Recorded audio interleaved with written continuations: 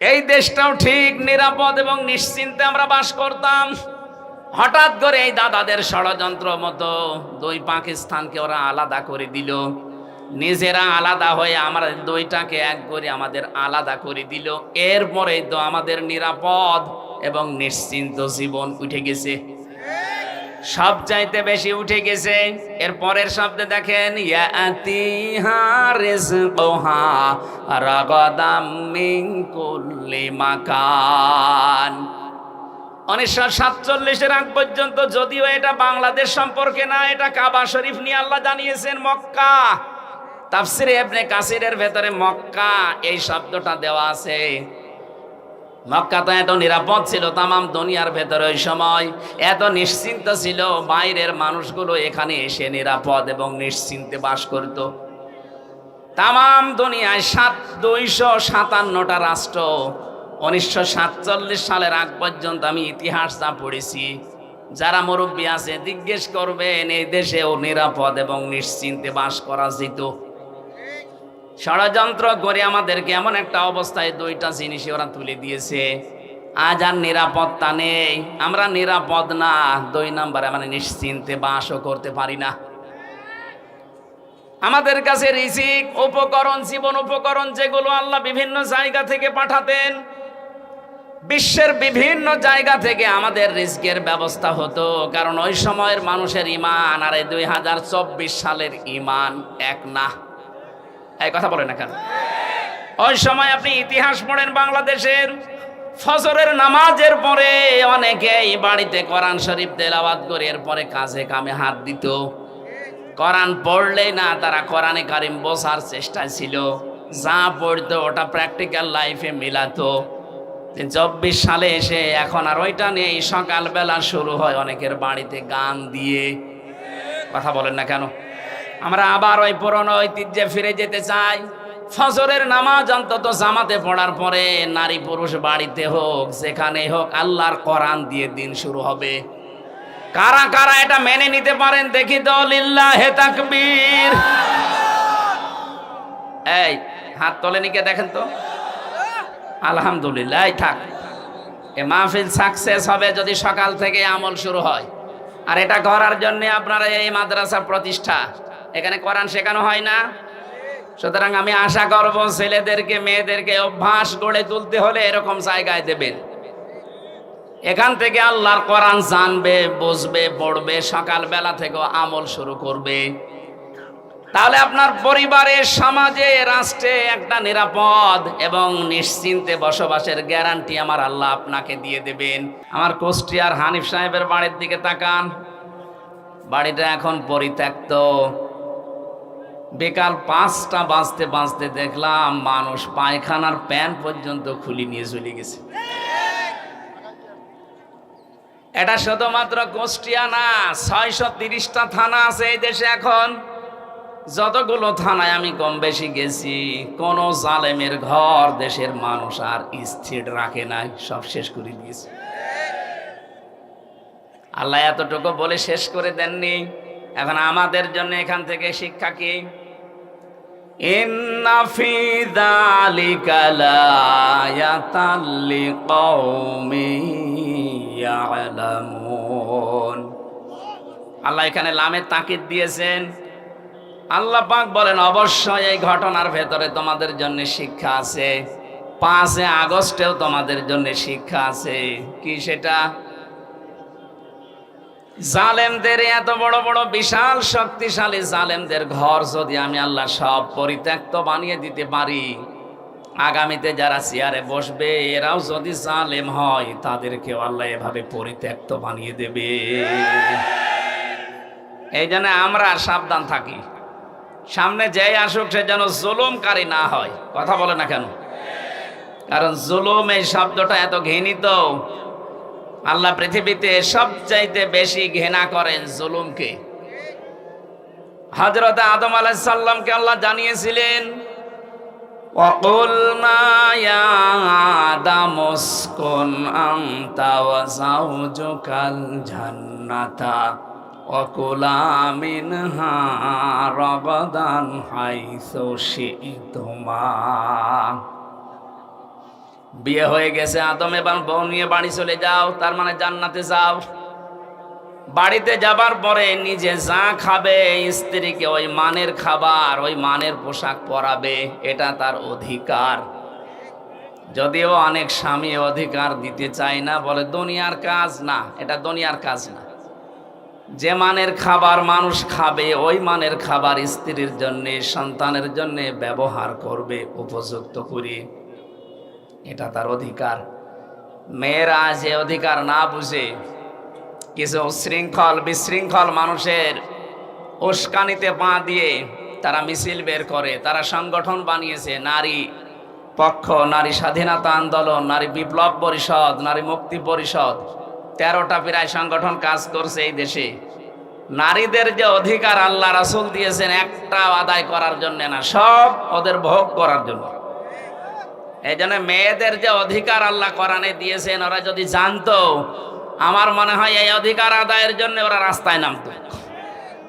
সম্মানিত মা বোনেরা, যদিও ইসলাম বিরোধী যারা, ইসলামের দুশমন যারা আপনাদেরকে উল্টাপাল্টা বোঝায়, বাস্তবতা এইটা, ইসলাম সবচাইতে বেশি অধিকার আপনাকে দিয়েছেন পরিবার থেকে। আদম নবীকে আল্লাহ জানিয়েছেন, স্ত্রী বাড়িতে নিয়ে যেয়ে ঘরের ভেতরে একেবারে ঘরবন্দি করে রেখে দেবে, বস্তা বন্দি করে না, এইটা বলি নাই। রাগাদান হাইসো সে তোমার, এখানে নিয়ে বেড়াতে যাবে, যেখানে ইচ্ছা এই জান্নাতে যাবে, যা ইচ্ছা খাবে, কিন্তু সাবধান। এখানে আমার আল্লাহ যে 2টা বিষয় দিতে চেয়েছেন, স্ত্রীর খাবারের মান ঠিক রাখা, নিজে খাওয়া, ওই মানের খাবার দেওয়া। 2 নম্বরে তাকে মাঝে মাঝে বিভিন্ন জায়গায় নিয়ে যাওয়া, কিন্তু সাবধান, ওয়ালা তাকরাবা হাদিহি শাজারা, এই গাছের কাছে যাবে না। আমরা এখানে অনেকেই মনে করি এই গাছ মানে শুধু গন্ধম গাছ, না। শুধু যদি গন্ধম গাছের নাম হতো, তাহলে আল্লাহ কোরআনে আয়াত নাজিল করে 1500 বছর পরে আমাদের জানাবে কোন কারণে। এই গাছ মানে জান্নাতের ভেতরে, এটা একটা বর্ডার। পুরা জান্নাত আপনার জন্য উন্মুক্ত ছিল, যেখানে ইচ্ছা যাবেন, যা ইচ্ছা খাবেন, কিন্তু সাবধান, আল্লাহর এই নিষিদ্ধ বর্ডারের কাছে আসবেন না। আল্লাহ এটা বোঝাতে চেয়েছেন, আল্লাহর বর্ডার যদি কেউ ক্রস করে, সে আর সাধারণ থাকে না, সে জালেম হয়ে যায়। শুধু সে জালেম হবে না, ফাতাকো না, দ্বিবচন দিয়েছেন। আল্লাহ পাক বলেন, ফাতাকো না মিনাজ জালিমিন, এই গাছের কাছে যদি যে 2 জনই জালেম হয়ে যাবে। হযরত আদম আলাইহিস সালামের কথা মেনে নিয়েছিলেন, কিন্তু মেয়ে লোকের পাল্লায় পড়ার কারণে আমার আল্লাহ তাকে এই যে বিষয়গুলো পরবর্তীতে আমরা জানি। এখানে আমি প্রমাণ পেয়েছি তাফসিরে, এই পৃথিবী তৈরি হওয়ার পর থেকে আজকের এই দিন পর্যন্ত, এখান থেকে কিয়ামত পর্যন্ত শয়তান যত চক্রান্ত করতে পারে বা পারবে, তার চাইতে ভয়ঙ্কর চক্রান্ত করতে পারে বা পারবে মেয়ে লোক। এজন্য শয়তানের চক্রান্তের কথা কোরআনে কারিমে আল্লাহ যেখানে দিয়েছেন, সেখানে দাঈফা দিয়েছেন। ইন্না কাইদা শাইতানি কানা দাঈফা।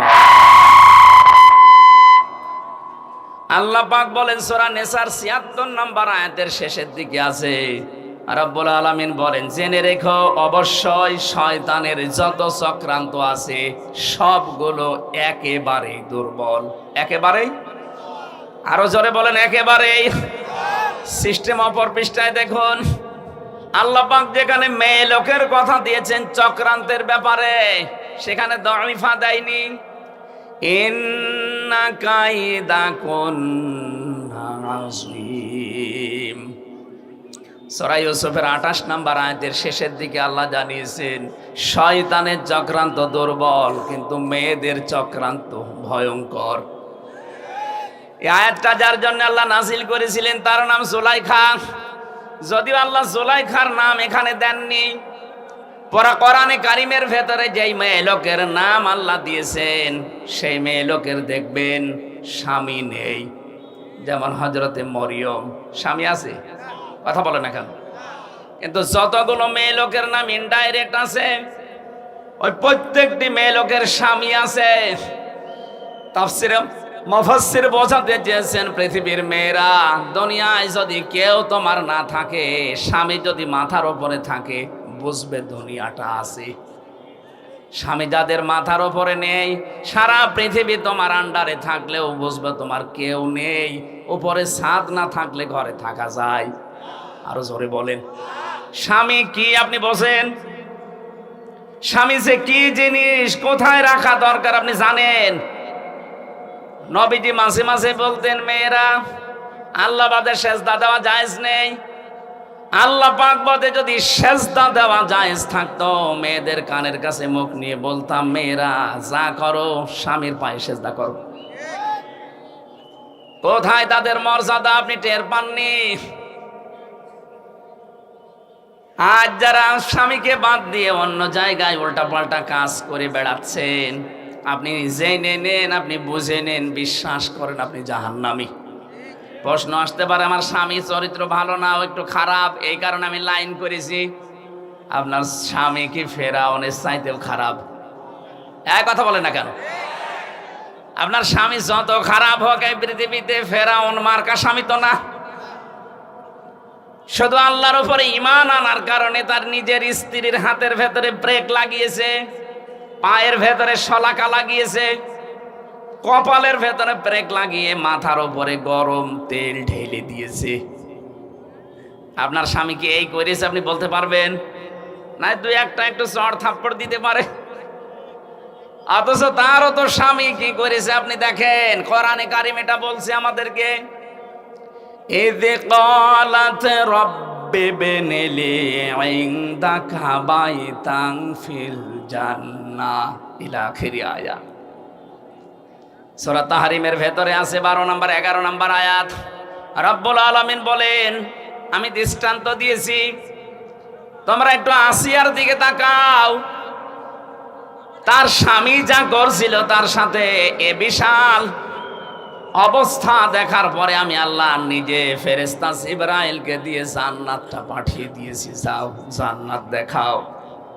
হযরতে আসিয়া এই কঠিন অবস্থায় যখন জান্নাত দেখতে পেলেন, ডাক দিয়ে বলে, ফেরেশতা আল্লাহকে বলো জান্নাত শুধু না, এই জান্নাতে আমার জন্য একটা ঘর বানিয়ে দিতে, যেখানে বসে বসে আল্লাহকে সব সময় দেখা যায়। এবার আসেন মূল কথায়। হযরতে আসিয়া এত বড় কঠিন অত্যাচার, জুলুম, নির্যাতনের মুখে থাকার পরেও কিন্তু স্বামীর জন্য তিনি বরদোয়া দেননি। অনাজ্জিনি মিন ফিরআউনা ওয়া আমালিহি অনাজ্জিনি মিনাল কওমিজ জালিমিন। এক আলিফ করে টান আছে। হযরতে আসিয়া বলেছিলেন, মাবুদ, আমার স্বামী আমার উপরে জুলুম, অত্যাচার, নির্যাতন করছে, এই দৃশ্য দেখে তুমি যেন রেগে যেও না, তুমি আমার স্বামীর জুলুম থেকে আমাকে বাঁচাও, এবং আমার জুলুম যাদেরকে দিয়ে করে, এর এই গুন্ডা বাহিনী, এই জালেমদের থেকে তুমি আমাকে বাঁচাও, কিন্তু আমার স্বামীর উপরে তুমি গজব দিও না।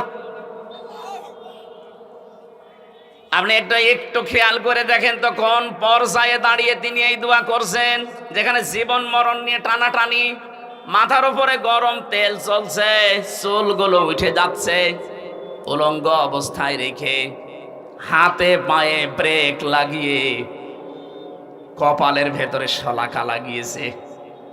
এ কঠিন মুহূর্তেও তিনি জুলুম একেবারে শেষ পর্যায়ে জর্জরিত, তারপরও স্বামীর জন্য তিনি বরদোয়া দেননি। হ্যাঁ, বলেছিলেন, আল্লাহ তুমি আমার স্বামীর জুলুম থেকে আমাকে বাঁচাও। আপনি যে জান্নাতের আশা করেন আসিয়ার সাথে, আপনি মিলান তো, আপনার জীবনে এটা পাওয়া যাবে? বলেন যে না, ওর চরিত্র আসলে ভালো না, অন্যদিকে লাইন আছে। ফেরাউনের কি লাইন ছিল না? আপনার চাইতে ফেরাউন স্বামীর চাইতে কত গুণ খারাপ হতে পারে আপনি ধারণা করেন এই ঘটনা থেকে। এই জন্যে বলছি, স্বামী যাদের মাথার উপরে আছে, সে যেন মনে করে আমার মাথায় একটা ছাদ আছে। কি আছে? আল্লাহ রাব্বুল আলামিন এখানে আসিয়ার নামটা দেননি, কারণ তার স্বামী ছিল। এখানে জুলাইখার নামটা সরাসরি দেননি, কারণ তার স্বামী ছিল। স্বামী থাকা মানে দুনিয়া থাকা, স্বামী নেই আপনি অসহায় হয়ে পড়বেন।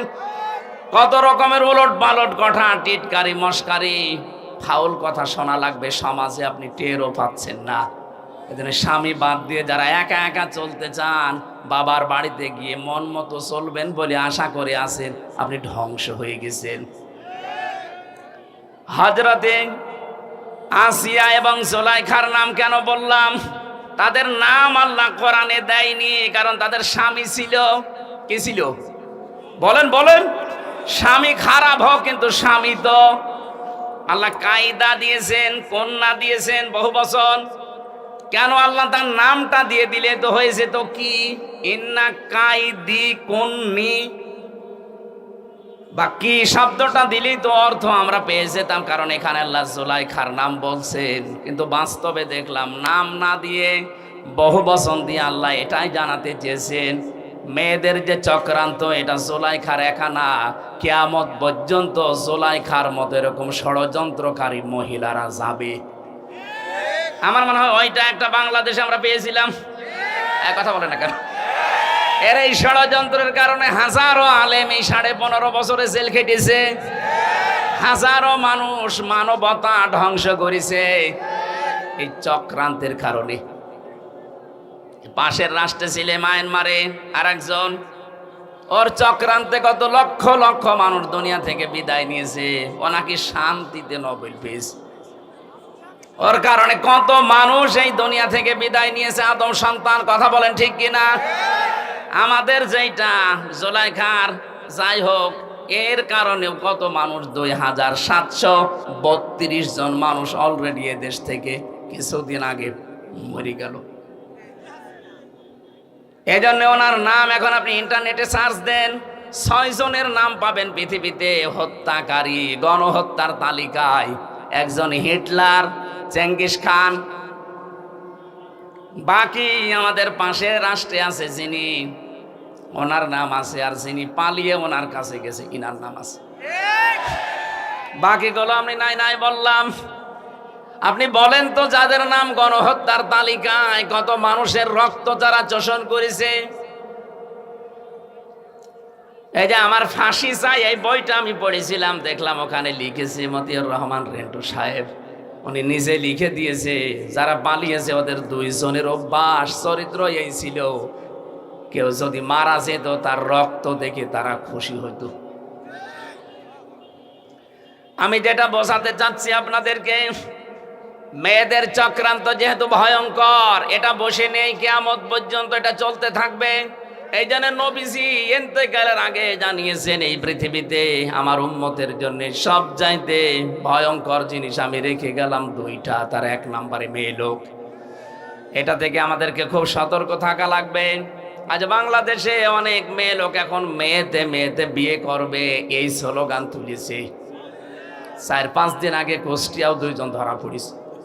ওই 2 জন মেয়ে লোক বলছে, আমরা পুরুষ মানুষ চাই না, আমরা মেয়েরা মেয়েরা বিয়ে করব, যদি আমাদের বিয়ে না দেন আমরা 2 জনই মরে যাব। তো আমরা যদি 2 জন মেয়েরা মেয়েরা বিয়ে করতে আমরা কি করছি? কথা বলে টাকা, আমাদের আল্লাহ কি পুতুল বানিয়েছে? আমাদের কোনো কাজ নেই দেশে? চক্রান্তে পা দেওয়া যাবে না। এই সমকামিতা এটা হারাম, হারাম এবং হারাম। এটা যারা জারি করতে চাচ্ছেন, মুসলমানের এই 96% মুসলমানের দেশে এটা কিয়ামতের আগে জারি করা সম্ভব না। আপনাদের স্বপ্ন সাদ কোনোদিন পূর্ণ হবে না একজন মুসলমানের দেশে জীবিত থাকতে। কথা বলেন ঠিক কিনা? এই জন্য আপনার মেয়েকে, আপনার বউকে, আপনার পুত্রবধূকে আপনি বেড়াতে নিয়ে যাবেন, কিন্তু সাবধান, আলা তাকরাবা হাদিহিস শাজারা। যদি আল্লাহর নিষিদ্ধ কোনো বর্ডার এসে যায়, যেমন পর্দা লঙ্ঘন, এটা একটা বর্ডার লঙ্ঘন করা। কথা বলেন না কেন? আল্লাহ পাক কোরআনে 500টা বর্ডার দিয়েছেন। আপনার মেয়ে, আপনার বউ, আপনার পুত্রবধূ, আপনার মা, আপনার বোন বেড়াতে যাবে, কোনো অসুবিধা নেই, কিন্তু এমন জায়গায় নিয়ে যাওয়া যাবে না যেখানে গেলে নিজেরও পর্দা থাকে না, বড় পর্দা থাকে না। এরকম অনুষ্ঠান দেশে নেই? বলেন। এই যে বরযাত্রী যারা বউ মেয়ে ছেলে নিয়ে যায়, পর্দা থাকে, বলেন 14 জন পুরুষ ছাড়া অন্য কারো সাথে আপনি দেখা করতে পারবেন না। আপনি একজন মহিলা, কয়জন? 14 জন পুরুষ বাদ দিয়ে কারো সাথে দেখা করলে আপনার চোখ নিম্নগামী হবে, লজ্জাস্থান পবিত্র রাখা লাগবে। আমার মনে হয় বিবাহে বরযাত্রী যারা যায় ওদের আর কিছু না হোক, চোখের জেনা হতেই আছে। এজন্য আজকে থেকে এখন আর বরযাত্রী যাবেন না, কারণ এটা ইসলামে নেই। ইসলামে আছে অলিমা। জানি আপনি মানবেন না, কারণ এই দেশে অলিমা নেই, এদেশে আছে বরযাত্রী। নবীজি বানিয়েছেন অলিমা, আর আমরা বানিয়েছে বরযাত্রী। এটা হিন্দুদের কালচার। তাফসীর মাহফিল দিয়েছেন কিছু নেওয়ার জন্য, অন্তত এইটা নবীজির কাছ থেকে নেওয়া যাবে না। আমরা যারা অন্তত ছেলের বাবা আছি, আজকে থেকে সিদ্ধান্ত নেন নবীজির বাইরের এই হিন্দুদের কাজ আমরা আজকে থেকে আর করব না। অন্তত যতদিন বেঁচে আছি কোনদিন আর বরযাত্রী যাব। কারা কারা যাবেন না হাত তোলেন তো। এই আন্দাজে হাত তুলে মরবেন, সামনে আবার যাবেন, আপনি হাত তুলে তো মুনাফিক হবেন। একেবারে অটুট সিদ্ধান্ত নেন জীবনে বরযাত্রী যাব না। তারা তোলেন না, হাত তুলছেন না, তার মানে এলাকায় সমস্যা আছে। হ্যাঁ সমস্যা আছে। থাক, আপনার মানার দরকার নেই ভাই, আমার ওয়াজ করার দরকার করে যায়, আপনি শোনার দরকার শুনে যান। কি আশ্চর্য গো। অলিমা করবেন কারা কারা? অলিমায় যাবেন হাত তোলেন তো। হ্যাঁ বোঝা গেছে, খাওয়া যেখানে আমরা সেখানে। ইসলাম এই দেশে আমরা এমন ভাবেই মানছি যে ইসলামে খাওয়া আছে সেখানে আমরা আছি, খাওয়া নেই সে যত বড় ইসলাম হোক ওখানে আমরা নেই। কথা বলে না কেন? আপনি ইসলামের নিয়ম নীতিগুলো দেখেন, এদেশে যা পালন হয়, মানুষ মরে গেলে খাওয়া, মানুষ জন্ম নিলেও মুসলমানই দেয়, এরপরে খাওয়া, জন্মের দিনেও খাওয়া, সবে বরাতে খাওয়া, সবে মেরাজে খাওয়া, সবে কদরে খাওয়া, দই রোজায়, দই ঈদে খাওয়া, কেউ দাওয়াত দিলে সে যে অনুষ্ঠানেই হোক শুধু খাওয়া। বলেন খাওয়া ছাড়া এবাদত এদেশে কি আছে? এবাদত সেটা কিন্তু নেই। কি সেটা কি আমরা আজকের আয়াত দিয়ে প্রমাণ করব ইনশাআল্লাহ। তাহলে আদম আলাইহিস সালামকে আল্লাহ বর্ডার দিয়েছিলেন, বর্ডার পার হলে আপনি জালেম হয়ে যাবেন। আমাদের সামনে সে বর্ডার আছে না বর্ডার উঠে গেছে? আরো জোরে বলেন। এজন্য আমরা এই 500 বর্ডার দুনিয়ায় দেওয়া আছে, বর্ডারের কাছে পর্যন্ত যেতে পারেন, বর্ডার যেন পার না হয়, ক্রস না হয়। বর্ডার ক্রস হলে আপনি জালেম হয়ে উঠবেন, যেহেতু আল্লাহর কাছে সবচাইতে ঘৃণিত জালেম কারা?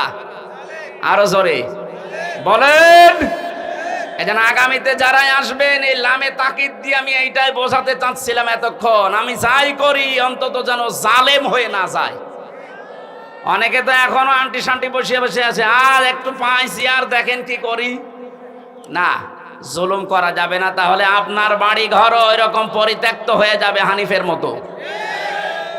এ জেলায় হয়েছে কিনা আমি জানি না, আমার মনে হয় সব গড়িয়ে দিয়েছেন আপনারা, কারণ জালেমদের ওগুলো চিহ্ন রাখে না। আল্লাহ নিজে ফাকতি আদাবিরুল কওমিল্লাযিনা যালামু, জালেমদের গোড়া কেটে দেয় কে? আরো জোরে বলেন। আমি আবার বলছি, যাই করি এই উম্মত যেন জালেম হয়ে না যায়। যদি জুলুম করে ফেলেন তামাম দুনিয়া আমাদের পক্ষে থাকলেও আল্লাহ বিপক্ষে চলে যাবে। আর যদি আমরা জালেম না হয়ে যদি মাজলুম হতে পারি, এতদিন যা মাজলুম অবস্থায় ছিলাম, সারা পৃথিবীতে এখন সবচাইতে বেশি মাজলুম জাতি আমরা মুসলিমরা। যারা মানবাধিকারের কথা বলে আমাদের পাশের এই দাদা বাবুরা, সবচাইতে বেশি মানবাধিকার লঙ্ঘন হয় তাদের দেশে। আপনি দেখেন ওরা আমাদেরকে এই কথা জানায় যে আমাদের দেশে সংখ্যালঘু নির্যাতন হয়, এটা মিথ্যা কথা। ইসকনের বিরুদ্ধে যেটা হয়েছে এটারা হিন্দু না, এটা হিন্দু কিসের? ইসকন হিন্দুদের সংগঠন নয়। এর প্রতিষ্ঠাতা যেই লোকটা প্রভুপাদ স্বামী, একটা ইহুদি, এ খ্রিস্টান চার্চে লেখাপড়া করে হিন্দুদের কিছু মানুষকে মোটিভেশন করে ও একটা নতুন হিন্দুদের ধর্মের বদনাম করার জন্য এই কাজটা আরম্ভ করেছিল। সুতরাং ইসকনের নাম নিয়ে আপনি বিশৃঙ্খলা করবেন, আপনাদেরকে কিছু বললে আপনি তারা দুনিয়ায় জানাবেন যে আমাদের সংখ্যালঘু নির্যাতন হচ্ছে। আজকে ভারতে তাকান, অনেক মসজিদ ভেঙ্গে ভেঙ্গে তারা আজ মন্দির বানাচ্ছে। এই কথা বলেন না কেন? বাংলাদেশে ইতিহাস আছে যে কোনো মন্দির ভেঙে আমরা আজ পর্যন্ত মসজিদ বানিয়েছি? গতকাল ওরা জানিয়েছে আজমির শরীফের নিচে নাকি 1000 বছর আগে মন্দির ছিল, এখন ওইটা ভেঙে মন্দির বানাবে। এই ভুয়া কথা তুলে যদি আজমির শরীফে হাত দিতে চান, বাংলাদেশের ঢাকার ইসকন মন্দির যেটা স্বামীবাগে, এখন যদি বলি যে এটা 500 বছর আগে এখানে মসজিদ ছিল, এখন নেন ঠেলা। আর জালেমরা যখন কারাগারে যায়, জালেমরা যখন আদালতে ওঠে, তখন আমার মাঝে মাঝে মনে হয় দেখ কেমন লাগে। আমাদের যখন নিয়ে যেত আদালতে মাথায় দড়ি দিয়ে, ওরা ফিসাফিসি করতো, এর কাছে ও বলতো দেখ কেমন লাগে। এখন আপনাদের এই দৃশ্য দেখে তো আমার মনে হচ্ছে দেখ কেমন লাগে। আজমির শরীফে হার দেবেন দেন, আল্লাহর ঘর মসজিদ গুলো ভাঙছেন ভাঙেন, 2-3 বছর পরে দেখবেন সারা পৃথিবীর যেখানে হিন্দু আছে, তখন বলা হবে যে এখানে 1000 বছর আগে আমাদের মসজিদ ছিল। কি করবেন তখন? আপনারা সংখ্যায় তো বেশি না, তামাম দুনিয়ায় সবচাইতে বেশি খ্রিস্টান ধর্মের মানুষ, এরপরে আমরা। এই কথা বলে না কেন? খ্রিস্টান 250 কোটি আর আমরা 200 কোটি, হিন্দু আছে 130 কোটি। তো এক একজন যদি এক একজনকে আপনি ভাগ করে দেন, তাও তো পারবেন না। সুতরাং যে ষড়যন্ত্র আরম্ভ করেছেন এটা থামান। ইউনূস সাহেবের এক কথায় আপনার সব উল্টাপাল্টা হয়ে গেছে, তাও তো কিছু করে নাই। ইউনূস সাহেব যদি যা বলেছিল ওইটা করতো, এতক্ষণ পর্যন্ত ভারত এই 7 সিস্টার সব ভেঙে গুড়িয়ে যেত। ওনাকে দুর্বল মনে করবেন না, ওনার পেছনে যা আছে আপনি টের পাচ্ছেন না। আজকে সকালবেলা আমি 45 মিনিট দেখেছিলাম আমাদের টকশো গুলো, পাগল হয়ে গেছে। এই জন্য যেটা রেকর্ড হচ্ছে সারা দুনিয়ায় যাবে। এটা শুধু এখানে সীমাবদ্ধ নেই। এই জন্য কথাগুলো বললাম। যারা এই ষড়যন্ত্রে মেতে আছেন, কিছু দালাল মিডিয়া সহ, আপনারা থামবেন। এই হাওয়া দিয়ে উস্কানি দিয়ে মানুষদেরকে বিপদে ফেলে দিয়েন না। হাজারো মানুষ কিন্তু জীবন হারাবে এই উস্কানিতে পা দিলে। আমরা এরকম কোন উস্কানিতে, ফেসবুকের কোন উস্কানিতে পা দেব না ইনশাআল্লাহ। আমরা যেন জালেম না হই, মাজলুম থাকি। আল্লাহ আমাদেরকে মাজলুম বানান, জালেম না বানান। বলেন আমিন। দরুদ আর সালাম পাঠ করার মাধ্যমে আমরা আরম্ভ করছি। সূরা নাহাল 112 নম্বর আয়াতটা পড়েছি। বাংলাদেশের সাথে আয়াতটা মিলিয়ে আমি একেবারে খাপের খাপ এই জায়গায় মিলাবো, তারপরে যাব।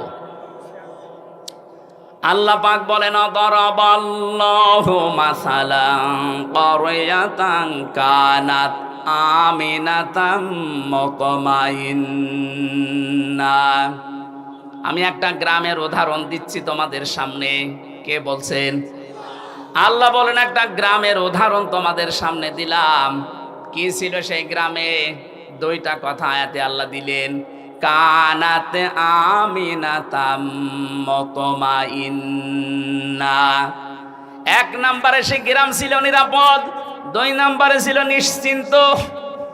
এমন একটা গ্রামের কথা আল্লাহ কোরআনে কারিমে আয়াতে আমাদেরকে শোনাচ্ছেন যে গ্রামের বৈশিষ্ট্য পেলাম কয়টা? আরো জোরে। 1 নম্বরে গ্রামটা নিরাপদ ছিল, 2 নম্বরে গ্রামটা ছিল নিশ্চিন্ত। 1947-এর আগে আমার মনে হয় বাংলাদেশ এরকম একটা বিষয় পার করেছে। কথা বোঝেন? এই দেশটাও ঠিক নিরাপদ এবং নিশ্চিন্তে আমরা বাস করতাম। হঠাৎ করে এই দাদাদের ষড়যন্ত্র মতো 2 পাকিস্তানকে ওরা আলাদা করে দিল। নিজেরা আলাদা হয়ে আমরা 2টাকে এক করে আমাদের আলাদা করে দিল। এরপরেই তো আমাদের নিরাপদ এবং নিশ্চিন্ত জীবন উঠে গেছে। সব চাইতে বেশি উঠে গেছে। এর পরের শব্দে দেখেন, ইয়াতিহা রিজকুহা রাগাদাম মিন কুল্লি মাকান। 1947-এর আগ পর্যন্ত, যদিও এটা বাংলাদেশ সম্পর্কে না, এটা কাবা শরীফ নিয়ে আল্লাহ জানিয়েছেন মক্কা। তাফসিরে ইবনে কাসিরের ভেতরে মক্কা এই শব্দটা দেওয়া আছে। মক্কা তো এত নিরাপদ ছিল, তামাম দুনিয়ার ভেতরে ওই সময় এত নিশ্চিন্ত ছিল, বাইরের মানুষগুলো এখানে এসে নিরাপদ এবং নিশ্চিন্তে বাস করত। তামাম দুনিয়ায় 257টা রাষ্ট্র 1947 সালের আগ পর্যন্ত আমি ইতিহাস যা পড়েছি, যারা মুরব্বী আছে জিজ্ঞেস করবেন এই দেশেও নিরাপদ এবং নিশ্চিন্তে বাস করা যেত। ষড়যন্ত্র করে আমাদেরকে এমন একটা অবস্থায় দুইটা জিনিসই ওরা তুলে দিয়েছে। আজ আর নিরাপত্তা নেই, আমরা নিরাপদ না, 2 নম্বরে মানে নিশ্চিন্তে বাসও করতে পারি না। আমাদের কাছে রিজিক, উপকরণ, জীবন উপকরণ যেগুলো আল্লাহ বিভিন্ন জায়গা থেকে পাঠাতেন, বিশ্বের বিভিন্ন জায়গা থেকে আমাদের রিজিকের ব্যবস্থা হতো, কারণ ওই সময়ের মানুষের ঈমান আর এই 2024 সালের ঈমান এক না। এই কথা বলে না কেন? ওই সময় আপনি ইতিহাস পড়েন বাংলাদেশের, ফজরের নামাজের পরে অনেকেই বাড়িতে কোরআন শরীফ তেলাওয়াত করে এরপরে কাজে কামে হাত দিত। কোরআন পড়লেই না, তারা কোরআনে কারিম বোঝার চেষ্টায় ছিল, যা পড়তো ওটা প্র্যাকটিক্যাল লাইফে মিলাতো। 24 সালে এসে এখন আর ওইটা নেই, সকালবেলা শুরু হয় অনেকের বাড়িতে গান দিয়ে। কথা বলেন না কেন? আমরা আবার ওই পুরনো ঐতিহ্যে ফিরে যেতে চাই। ফজরের নামাজ অন্তত জামাতে পড়ার পরে নারী পুরুষ বাড়িতে হোক যেখানে হোক আল্লাহর কোরআন দিয়ে দিন শুরু হবে। কারা কারা এটা মেনে নিতে পারেন দেখি তো? লিল্লাহে তাকবীর। এই হাত তোলেনি কে দেখেন তো? আলহামদুলিল্লাহ। থাক, এ মাহফিল সাকসেস হবে যদি সকাল থেকে আমল শুরু হয়। আর এটা করার জন্য আপনারা এই মাদ্রাসা প্রতিষ্ঠা, এখানে কোরআন শেখানো হয় না। সুতরাং আমি আশা করব ছেলেদেরকে মেয়েদেরকে অভ্যাস গড়ে তুলতে হলে এরকম জায়গায় দেবেন। এখান থেকে আল্লাহর কোরআন জানবে, বুঝবে, পড়বে, সকালবেলা থেকে আমল শুরু করবে।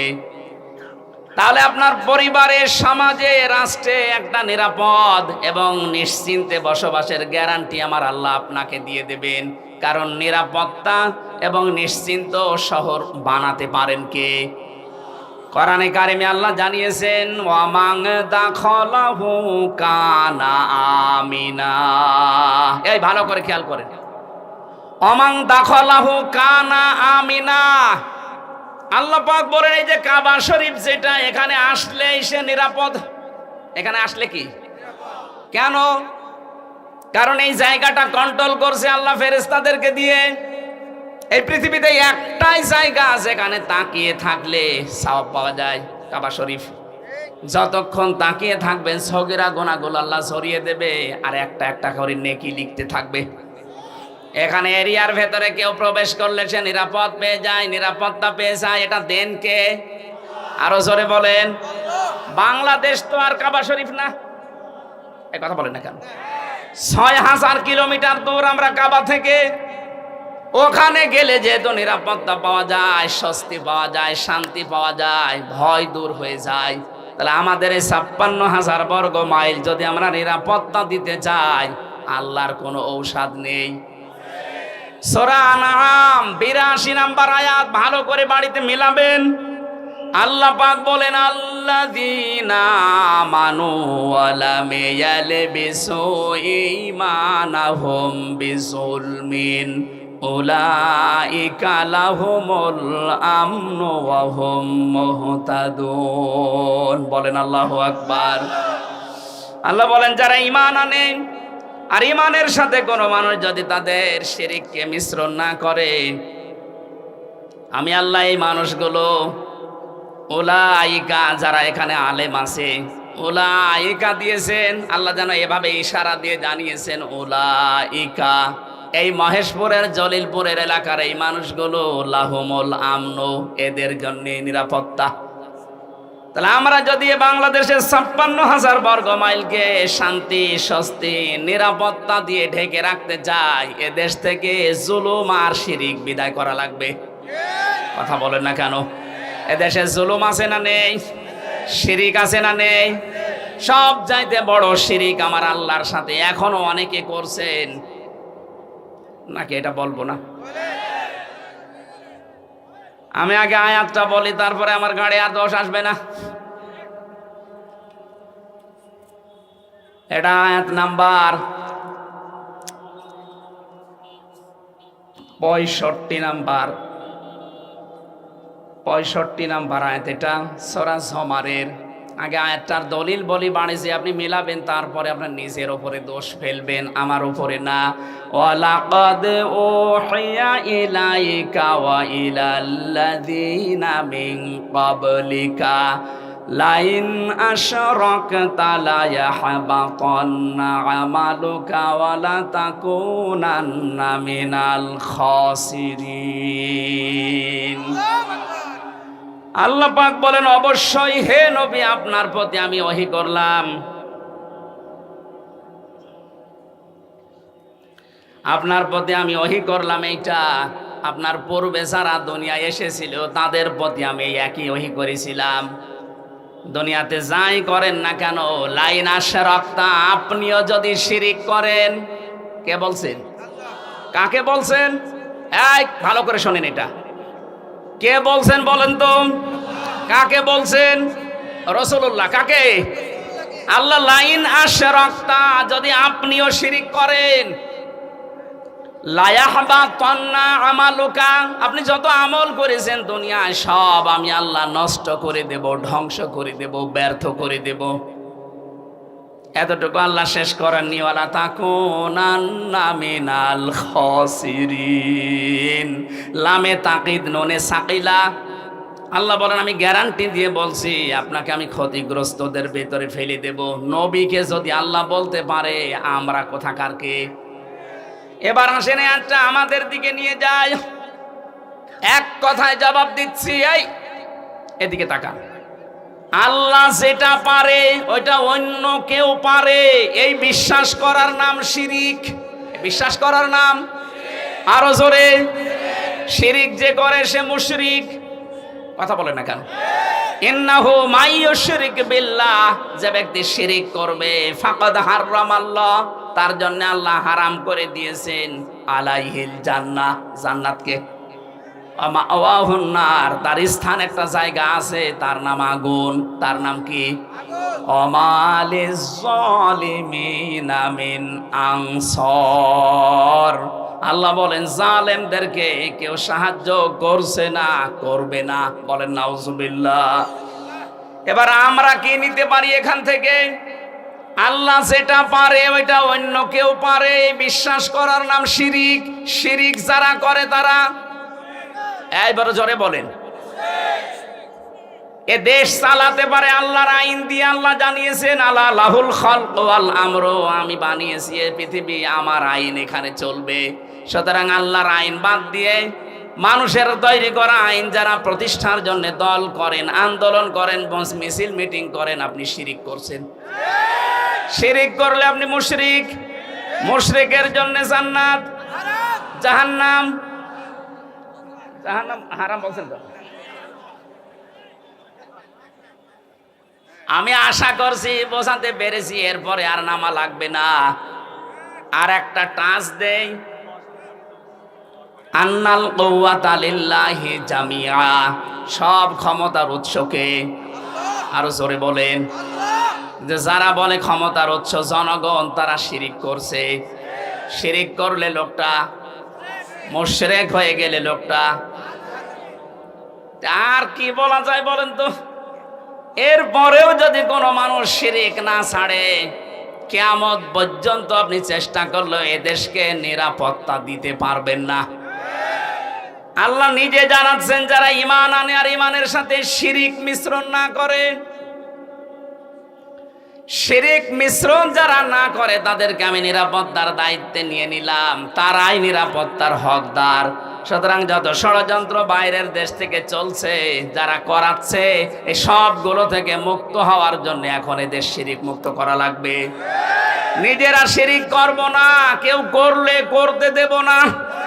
বলেন, বিশেষ করে আমরা ৯৬% মুসলমানেরা, অন্য জাতি যারা আছে ৪% তারা করে গা, ওদের দ্বারা কিছু হবে না। তা আমরা মুসলমান হয়ে যদি আমরা শিরিক করি, এ দেশ আল্লাহ অস্থিতিশীল বানিয়ে দেবে। কথা বলেন ঠিক কিনা? আল্লাহ পাক বলেন, আমি রিজিক পাঠাতাম বিভিন্ন জায়গা থেকে তাদের কাছে, কিন্তু তারা সব চাইতে বড় নাফরমানি করেছিল। ফাকাফারাত বিআনউমিল্লাহ, আমি আল্লাহর নিয়ামতকে তারা ঢেকে ফেলেছিল, গোপন করেছিল। এবার আপনি এই 53 বছর মিলান, সূরা ইব্রাহিমের ভেতরে আছে। আল্লাহ রাব্বুল আলামিন বলেন, আলাম তারা ইলাল্লাযীনা বাদদালু নি'মাতাল্লাহি কুফরা ওয়া আহাল্লু কওমাহুম দারাল বাওয়ার জাহান্নামা ইয়াসলাউনাহা ওয়া বিইসাল করার। নবী, আপনি কি ওদের দিকে দেখেননি যে মানুষগুলো আল্লাহর নিয়ামতকে বদল করে ফেলেছিল, পাল্টিয়ে ফেলেছিল? এদেশে আল্লাহর নিয়ামত এই, আমি একটা একটা করে প্রায় 500টা বলতে পারবো। এখন একটা বলছি, পর্দায় থাকা মেয়েদের জন্য এটা নিয়ামত কিনা বলেন তো, বলেন বলেন। মানুষ আমরা যত খারাপ হই, পর্দাওয়ালা মেয়ে লোক দেখলে হয় আপা, নাই খালা, নাই মা বলি ডাকে। কথা বলে না কেন? বেপর্দা মেয়ে লোক দেখলে আগেই ডাকবে ভাবি। এটা আপনাকে আল্লাহ নিরাপত্তার চাদর থেকে বের করে দেবে। আল্লাহর এই নিয়ামত গাছ পাল্টাতে অনেকে পর্দার বিরুদ্ধে পর্যন্ত ফতোয়া দেয়, নিজে তো পর্দা করেই না, আরো পর্দা যেন না থাকে সেই ব্যবস্থা করার চেষ্টা চলছিল। আল্লাহ আমাদের হাতে ধরে বাঁচিয়েছেন। কথা বলেন ঠিক কিনা? আল্লাহর যত নিয়ামত, তার ভেতরে 2 নম্বরের নিয়ামতের নাম রাসূলুল্লাহ। সূরা আলে ইমরানের 164 নম্বর আয়াতে দলিলটা আছে, লাকাদ মান্নাল্লাহু আলাল মুমিনিন। আল্লাহ পাক বলেন, অবশ্যই মুমিনদের উপরে আমার যত দয়া, বদন, অনুগ্রহ, তার 1 নম্বরে আমি একজন রাসূল পাঠিয়েছি। ওই জামানায় তারা আল্লাহর নিয়ামতকে ঢেকে ফেলেছিল, রাসূলুল্লাহকে পর্যন্ত দেশ থেকে তাড়িয়ে দিয়েছিল। কথা বলেন ঠিক কিনা? এখন প্রশ্ন আসতে পারে, সে 1500 বছর আগের কথা, এখন রাসূলুল্লাহকে তাড়িয়ে দেয়? তাড়িয়ে দেয় না মানে, রাসূলুল্লাহ এখন নেই, কিন্তু তার আদর্শ আছে না নেই? এই কথা বলেন না কেন? আর আদর্শগুলো যারা আজ বিদায় করে দিতে চায়, এ দরবেশ রাসূলুল্লাহর আদর্শকে বিদায় করতে গিয়ে নিজে দাড়ি কেটে নম হয়েছিল। ওরা জিজ্ঞাসা করছে, আপনি দাড়ি কেটে ফেললেন, আপনি একটা নাফরমান, গালি দিবা না? দাড়ি কাট রাখা সুন্নত, আর জান বাঁচানো। আমি সুন্নত ফেলে দিয়েছি জান বাঁচানোর জন্য, কিন্তু বাঁচতে পারলাম না, নৌকা আমারে ধরিয়ে দিয়েছে।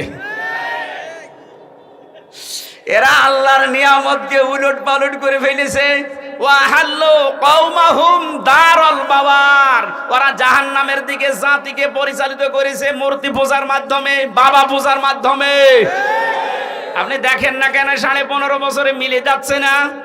ওয়াহাল্লু কওমাহুম দারাল বাওয়ার, তারা কওমকে, জাতিকে জাহান্নামের দিকে পরিচালিত করছিল। ইয়াসলাউনাহা, সেখানে তারা থাকবে চিরকাল। বিইসাল করার, কত নিকৃষ্ট জায়গা সেটা। জালেমদের পরিণতি এখন দেখেন প্রায় জাহান্নাম হয়ে গেছে। আরো জোরে বলেন। আগামীতে কেউ যদি জুলুম করে, তাদের পরিণতি আল্লাহ ঠিক এইটাই করবে।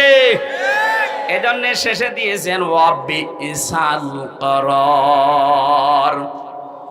আমি যেটা বলছিলাম, নিয়ামত বেজারা শুকরিয়া আদায় করে না, এই মানুষগুলোকে আল্লাহ 2টা আযাব দিয়ে পোশাক পরিয়ে দেন। ফাযাকাহাল্লাহু লিবাসাল জুই ওয়াল খাউফ। 1 নম্বরে আল্লাহ আস্বাদন করান, মজা চাকান। এত নিয়ামত দেওয়ার পরও যখন মানুষ মানে না, তার 1 নাম্বার শাস্তি হিসাবে আল্লাহ ক্ষুধা দেয়, 2 নম্বরে ভয় দেয়। বিমা কানু ইয়াসনাউন, কারণ তারা যা করেছে এর প্রতিদান এটা। এদেশে 15.5 বছরে আলেমদের উপরে যত জুলুম, অত্যাচার, নির্যাতন হয়েছে, বাংলাদেশ স্বাধীন হওয়ার পর থেকে এত বেশি হয়নি। কথা বলেন ঠিক কিনা? ওই জামানায় তারা রাসূলুল্লাহকে মানে নাই, কষ্ট দিয়েছে। এই জন্য আল্লাহ ভয়ের পোশাক, ক্ষুধার পোশাক তাদেরকে পরিয়েছেন। এই জামানায় যারা রাসূলের নেই, কিন্তু রাসূলের উত্তরাধিকারী আলেমরা আছে, এদেরকে যারা সম্মান দেয় না, এদের মতামত নেয় না, এদেরকে আরো জুলুম, নির্যাতন, অত্যাচারের জর্জরিত করে, তাদের জন্য আল্লাহর শাস্তি 2টা। 1 নম্বরে দুর্ভিক্ষ, খাবার থাকলে আপনি খেতে পারবেন না। জেলখানা এখন যারা আছে, এই যে জালেমগুলো ধরা পড়েছে, আপনি তাকান, এদের টাকা পয়সা কম নেই। এই যে আমর সাহেব টাকার উপরে ঘুমাইতো, কর্নেল ফারুক খান, ওর খাটের নিচে কত টাকা পাওয়া গেছে। সব চাইতে বড় ধনী বাংলাদেশে এই দরবেশ, অথচ এখন আমাদের মতো এই মাটিতে এখন শুয়ে আছে ফ্লোরে। বাইরের থেকে যদি কেউ টাকা পয়সা তাদের জন্য না পাঠায়, জেলে যে অবস্থা দেখেছি, ও এমনি টেনশনে মরে যাবে। আল্লাহ রাব্বুল আলামিন জানিয়েছেন এইটাই যে যারা আমার নিয়ামত পাওয়ার পরে শুকরিয়া আদায় করে না, এই মানুষগুলোর জন্য আমি আল্লাহ 1 নম্বরে ক্ষুধা, অভাব, দুর্ভিক্ষ, 2 নম্বরে ভয়, এটা আমি ঢুকিয়ে দেই জাতির সামনে যেন এইটা না আসে। এবার আসেন আয়াতের তাফসিরে প্রবেশ করছি, ঐতিহাসিক প্রেক্ষাপট। নবীজি বলেন, আমি যখন জিবরাইলের সাথে উপরে যাচ্ছিলাম আল্লাহর সাথে দেখা করার জন্য মেরাজে, আকাশে ওঠার সময় দেখলাম কিছু মানুষ, কিছু পিপিলিকা উপরে উঠতেছে কালো কালো, আবার কালো কালো পিপিলিকা নামতেছে। জিজ্ঞাসা করলাম, আমি আখে জিবরাইল, হে ভাই জিবরাইল, কালো কালো কি ওঠে, কালো কালো কি নামে? ফেরেশতা বলে, হে নবী, আপনার উম্মতের আছে অপরাধ করে পাপগুলো কালো পিপিলিকা হয়ে উপরে যাচ্ছে, আর ওই যে নামতেছে ছোট ছোট পিপিলিকা। আল্লাহ পাক এই পাপের কারণে দুনিয়ায় যে আযাব গজব গুলো পাঠাবে, ওইগুলো পিপিলিকা আকারে যাচ্ছে। এই আয়াত থেকে প্রমাণ হয় দুনিয়াতে আমরা যা করি এই গুনার কারণে আল্লাহ আমাদের জন্য শাস্তি নির্ধারণ করে পাঠায়। এজন্য এমন কোন অপরাধ গুনার কাছে নিজেদেরকে জড়াবো না যে গুনার কারণে আল্লাহ আমার উপরে আবার গজব নাজিল করে। কথা বলেন ঠিক কিনা? সবচাইতে বেশি গজব নাজিল হয় মানুষের এই অশ্লীলতার কারণে। এটা এখন আমাদের হাতের ভেতরে শুয়ে গেছে। ইন্ডিয়ায় যে প্রণব করা পত্রিকা আকাশ সংস্কৃতির নামে, মোবাইল, কম্পিউটার, টেলিভিশন আকাশ সংস্কৃতিতে যেগুলো পাঠাচ্ছে, এর দ্বারা সবচাইতে বেশি ক্ষতি হচ্ছে মানুষের চরিত্রের। আরো জোরে বলেন। আমরা গোপনে যে গোনাগুলো আজ করছি, এই গোপন গোনার কারণে আল্লাহ কিন্তু শাস্তি পাঠাবে। আপনি দলিল হিসাবে সূরা রুমের 41 নম্বর আয়াতটা দেখতে পারেন, যাহারাল ফাসাদু ফিল বাররি ওয়াল বাহার বিমা কাসাবাত আইদিন নাস। আল্লাহ বলেন, জলে স্থলে যে বিপদ আপদগুলো দেখতে পাও, বিশৃঙ্খলা, একটাও আমি পাঠাই না, এগুলো সব তোমাদের হাতের কামাই করা ফসল। সুতরাং আমরা গোনা করলে আমাদের কপাল নষ্ট হবে। কথা বলেন ঠিক কিনা? গোনার কারণে মানুষের ভাগ্য নষ্ট হয়, সে গোপনে বলেন আর প্রকাশ্যে বলেন। এই 15.5 বছরে তো প্রকাশ্যে জুলুম চলেছে, এখনো পর্যন্ত অনেকের জুলুম থেমে নেই, গোপনে চালাচ্ছে। এই কথা বলে না কেন? কত মানুষ এখনো পর্যন্ত বাজার ঘাট, এমনকি বিভিন্ন জিনিস দখল করার মাধ্যমে মানুষের উপরে জুলুম চলছে। এটা বন্ধ করা দরকার। কারণ এই জুলুমের কারণে যে গজব আসবে, আপনি একা মরবেন না, আমারে নিয়ে মারবেন। 2 তলা নৌকা চলছিল, ওপর তলায় আমরা মনে করেন 50 জন আছি, নিচ তলায় আছে 50 জন। পানি নেওয়ার জন্য সবসময় উপরে আসা লাগে। আমরা উপরে যারা আছি যদি বলি বেন ডিস্টার্ব করেন কেন, নিচে তো পানি আছে, একটা তক্তা খুলে নিলেই তো হয়। ওরা বলছে ঠিক আছে আর আসবো না, নিচে যে রাগ করে একটা তক্তা খুলতেছে। ওপরে আমরা যারা আল্লাহর ওলি মার্কা মানুষ বসে আছি, যদি বলি যে যা করছে করুক গা, লা ইলাহা ইল্লাল্লাহ, বাঁচতে পারবেন? বলেন বলেন। আপনাকে বাধা দেওয়া লাগবে, নিচে যে তক্তা খুলতেছে যদি বাধা না মানে মারা লাগবে, না মায়ে যদি না মেরে ফেলা লাগবে, কারণ আমাকে বাঁচা লাগবে। কথা বলেন ঠিক কিনা? ও যদি জোর করে তক্তা খোলে নিচে ডুববে না, আমারে নিয়ে ডুবাবে। এখানে যদি কাবা শরীফের ইমামও থাকে, সেও ডুববে। এজন্য আমরা চাই, জুলুমের কারণে দেশটা গোল্লায় গেছে, আবার যদি কেউ জুলুম করার চেষ্টা করেন, গজব তো আসবে। ওই যে পিপিলিকা হয়ে নামতেছে, এ গজব আসলে শুধু আপনি একা ধ্বংস হবেন না, আমাদেরকেও নিয়ে মারবেন। এজন্য আমাদের বাঁচার তাকিদে হলেও আমাদেরকে বাধা দেওয়া লাগছে। জুলুম করব না, জুলুম করতে দেব না। কথা বলেন ঠিক কিনা? যেখানে যেখানে জুলুম হয়েছে সবগুলো বন্ধ করার দায়িত্ব এদেশের মুসলমানদের এখন।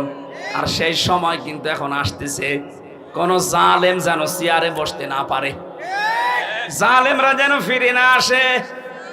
যে জালেমরা পালিয়েছে এখনো পালাবে, ওদের তালিকা করে করে মোড়ে মোড়ে টাঙিয়ে দেবেন। যাদের কারণে আলেমরা এদেশে কথা বলতে পারে নাই, এ মাইক কেড়ে নিয়েছে, কয় আপনি কোথায়, আজকে আসেন, মাইক দিয়ে দিলাম, নেন আসেন, মাইক নেন তো দেখি কেমন সাহস আপনার, আজকে আসেন। কুষ্টিয়াতে যাদের কারণে আমি কোরআনের কথা বলতে পারতাম না, মাঝে মাঝে বলি কয় আসেন, কেউ আসে না, সব পালিয়েছে। এখানেও যারা ঢুকতে দেয়নি, এই মহেশপুরে আসার কথা ছিল, আল্লাহর ওলি আসতে দেয়নি।